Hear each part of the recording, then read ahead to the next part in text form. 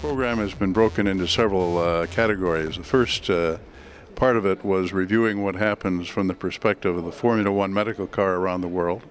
Very interesting in terms of the challenges that exist at different circuits. That was followed by a program dealing with spinal injuries, considerations of how they occur and how to prevent them, and different age categories so far as spinal injuries are concerned.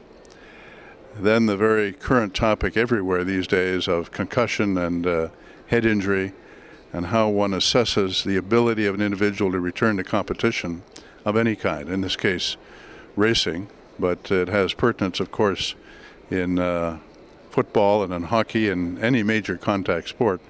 And I know that the NFL is very interested in that, as is the Hockey League.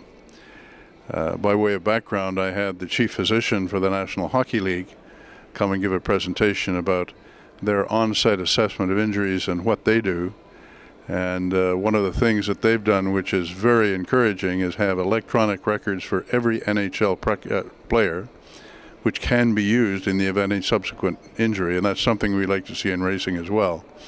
They've somehow got over the confidentiality issue in that connection, and that's something we need to address as far as the racing drivers are concerned.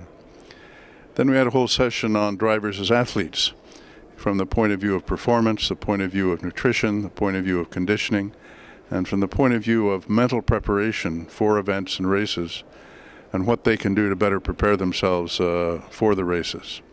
So that was sort of part of the major portion of the first day.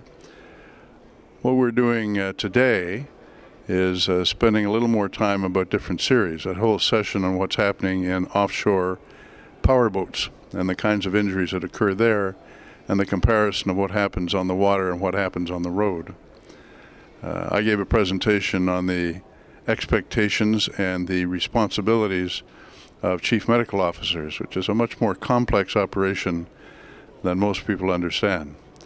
For example, at the Toronto IRL Indy race, I have one way or another about 1,000 people that I'm responsible for the event over the course of the weekend. It's not just a matter of having a doctor there at the circuit.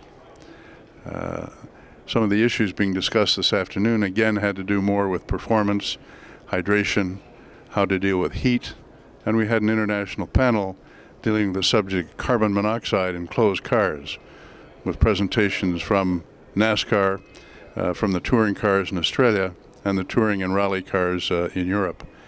Again, a lot of interesting information out there that'll affect how the cars are put together in the future and how the performance of the drivers takes place under those circumstances.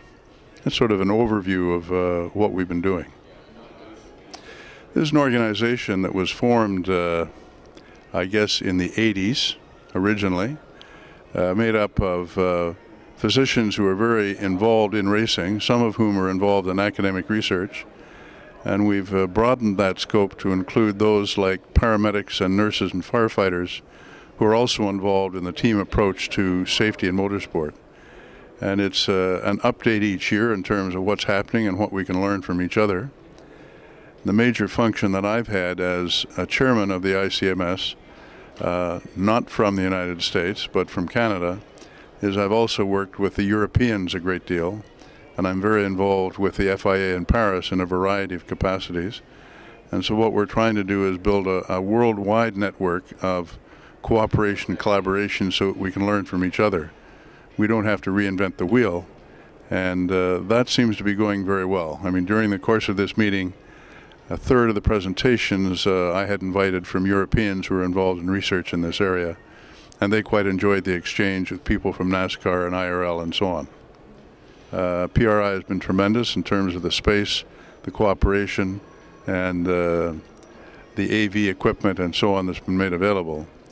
To give an indication of how enthusiastic that is, there was unanimous support at the business meeting earlier today to come back again next year and continue to work with PRI.